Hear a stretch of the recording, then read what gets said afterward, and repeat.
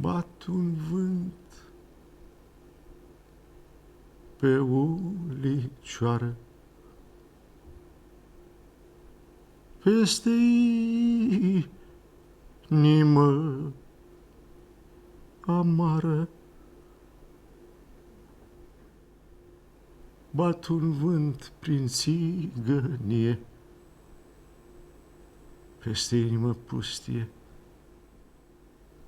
Vânt ușor de primăvară, cu parfum de domnișoară. Treci, vântule, fără teamă, că nu te mai bagă în seamă nicio pirandă împudrată cu buzele de mușcată.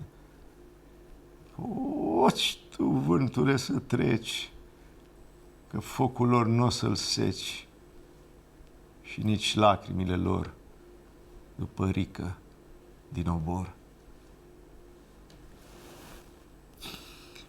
Îl făceau toți Zurbagiu?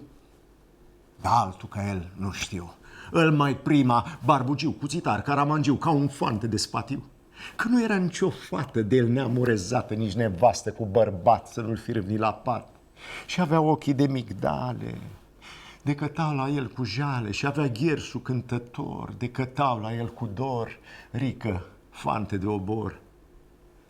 Când trecea prin cartier, avea pasul de boier legănat și nepripit, unde se știa iubit, de se lăsa cu bătaie, că dușman avea o droaie, atunci o făcea de oaie, că până să scoți cuțitul, el și lua piuitul.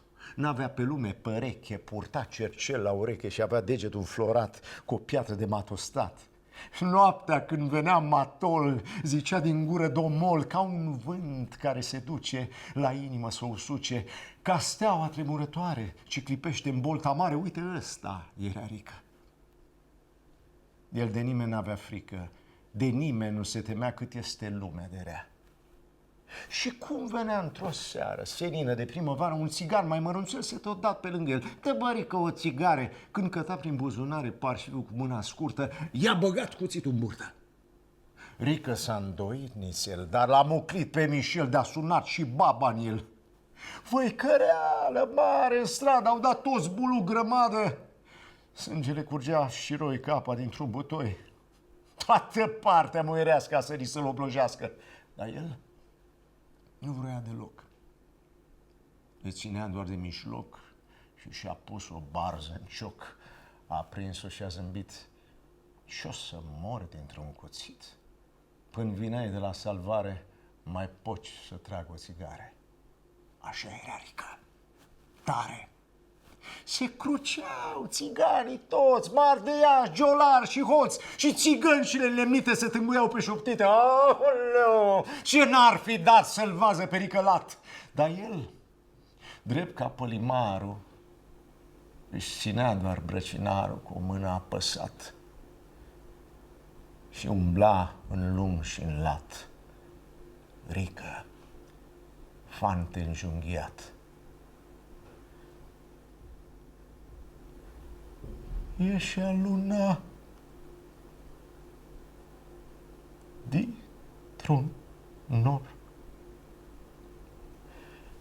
roșie ca un bujor și bătea un vânt de seară subțirel pe ulicioară ca un plânset în suspine. Dar salvarea nu mai vine. Rică s-a lăsat pe bine și s-a întins pendelete, răzimat de un perete. Crai toți de bucurie se făceau călâmbie. Spune, bă, tot te mai doare? El tăcea, cu ochii în zare. Vrei, Rică, să joci barbutul? Dar el tot făcea pe mutul. Și una cum dădea să-l freci. Țipat, că era rece. Iar când a sosit salvarea, din el mai ardea țigarea. Bate vânt, lacrimă pică, după inimă voinică, Plânge inima amară că s-a dus în primăvară ca o apă, dar ușoară și ca fumul de țigară. Cântă-l ghers și du-l departe. Perică, fante de moarte.